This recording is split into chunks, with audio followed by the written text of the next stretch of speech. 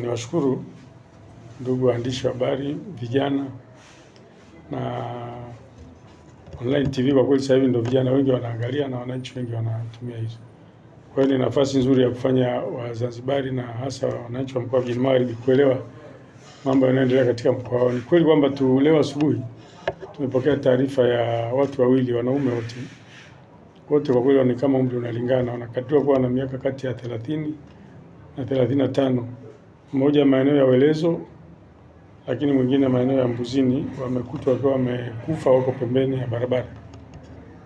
Kwa hiyo matukio yale tumeyachunguza, tunayafuatilia, lakini kwa haraka tulichoona ni kwamba vifo vyote hivyo ni vya mashaka. Hatuna uhakika kama ni ajali au ni jambo gani lililotokea na ni muda gani lilitokea.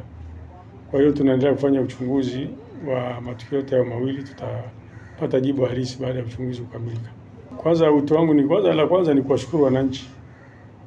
Kwanza niwashukuru kwamba wanapoona matukio kama hayo, watu wamefariki wako pembeni ya barabara au eneo lingine, kujulisha polisi ni jambo muhimu sana, ili ile miili iheshimike, ipate huduma ya kufikishwa kwenye facilities, yani kwenye mortuary, maeneo yale ambayo miili ile itakaa kwa heshima.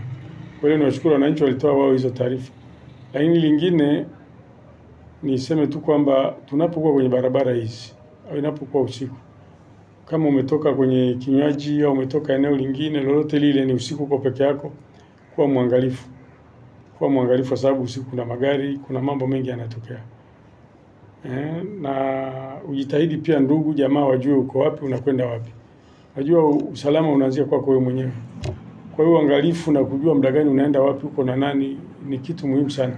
Sijajua hiyo miili imetokana na nini, lakini dalili zinaonyesha kwamba kwa mfano yule aliyokotwa maeneo ya Welezo, inaonekana kwamba huenda labda alikuwa amekunywa kupita kiasi. Sina uhakika, ila kwa awali inaonekana hivyo.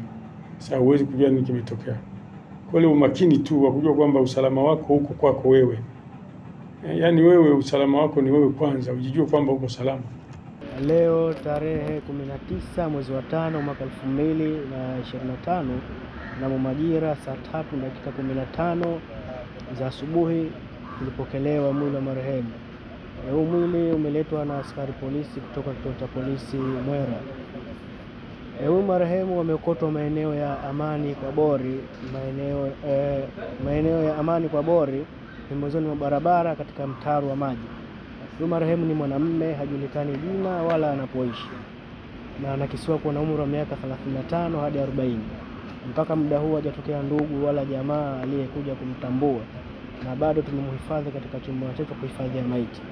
Kwa yote aliyepotelewa na ndugu jamaa yake afika hospitali ya Rufaa Mnazi Mmoja kwa ajili ya kumtambua na kufuata taratibu za kukabidhiwa.